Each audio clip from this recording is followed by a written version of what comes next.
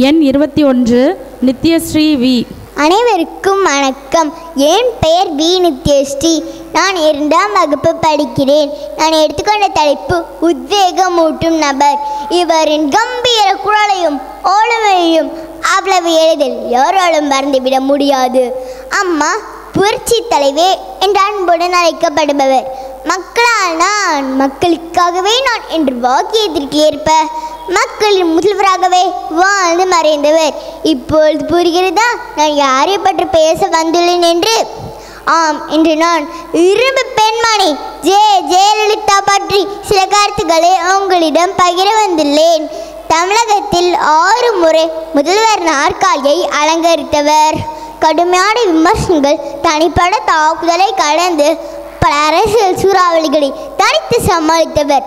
அம்முவாக அறியப்பட்டு ஜெயலலிதா என்ற நடிகையாக்கப்பட்டு எம்ஜிஆர் அரசியல் வாரிசாக உருவாகி அதிமுகவின் ஒரே ஆளுமையாக மாறியவர் ஜெயலலிதா. இந்த மாற்றம் எப்போது என்று பார்ப்போமா?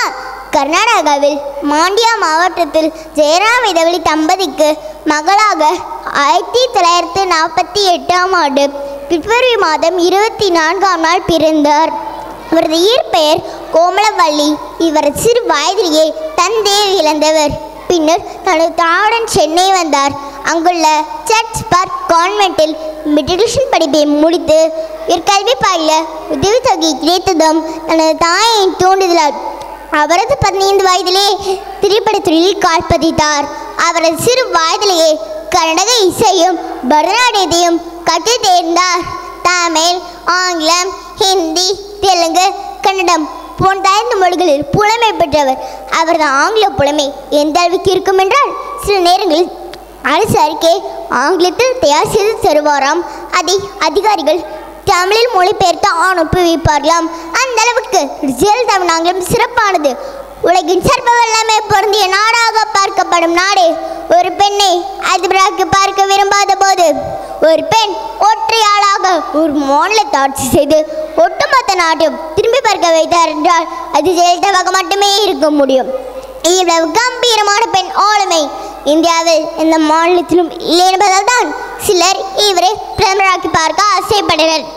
சினிமா நடிகை, அரசியல்வாதி, கட்சியின் பொதுச் செயலாளர், முதல்வர் என பல புகழ் கொண்டவர் இவர். அவர் முதலமைச்சராக இருந்தபோது தொழில் குழந்தை திட்டம், அம்மா உணவகம், அம்மா குடிநீர், அம்மா மருந்தகம், கட்டாமலை சேகரிப்பு திட்டம், முதியோர் இலவச பேருந்து பயண திட்டம் என பல சமூக திட்டங்களை அறிமுகப்படுத்தினார். அவர் பேர் மட்டும் அம்மாவாக இல்லாமல் பெண்களுக்காக பெண் கல்வி, பெண் பாதுகாப்பு, சுய தொழில், திருமணம், குழந்தை வளர்ப்பு என பல திட்டங்களை செயல்படுத்தி ஒரு தாயாகவே இருந்தார். அவர் தொழில்துறை வளர்ச்சிக்கு தனி கவனம் செலுத்தினார். சத்துணவு திட்டத்திற்கு உயிர் ஊட்டியது முதல் இலவச மடிக்கணினி, மிதிவண்டி, புத்தகங்கள் என பலவிதமான பொருட்களை தந்து பள்ளியில் பிடிக்கும் மாணவக்கான திட்டங்களை விரிவுபடுத்தியவர் ஜெயலலிதா. தைரியமான முடிவுகளை எடுப்பதிலும் துணிச்சலான விமர்சனம் முன்வைப்பதிலும் ஜெயலலிதா தமிழகம் கடந்து பேசப்பட்டார். அவர் பேசும்போது குறுக்கு பேச்சுக்கு இடம் இருக்காது.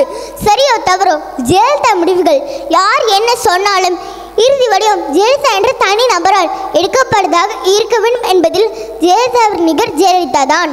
நல்லதாக கிடைத்தா அதிக நம்பிக்கை ஜெயலலிதாவிற்கு உண்டு. எல்லாமே மிக சரியாக இருக்க வேண்டும் என்பதில் உறுதியாக இருப்பவர். உண்மை எப்படி நம்பிக்கை கொடுக்கிறதோ, உழைப்பை எப்படி வசதியை கொடுக்கிறதோ, திறமை எப்படி வெற்றியை கொடுக்கிறதோ, அதேபோல அவர் மக்களுக்கு வசந்தத்தை கொடுக்க வேண்டும் என்பதில் உறுதியாக இருப்பவர். ஒரு பெண்ணின் நிலை விதான் என்றவற்றை தகர்த்தி எறிந்து சாதனை படித்தவர் ஜெயலலிதா. ஒரு பெண்ணாக எந்த இடத்திலும் தயக்கம் கொள்ளாமல் நிகழா தலைவர்கள் விளங்கியவர்.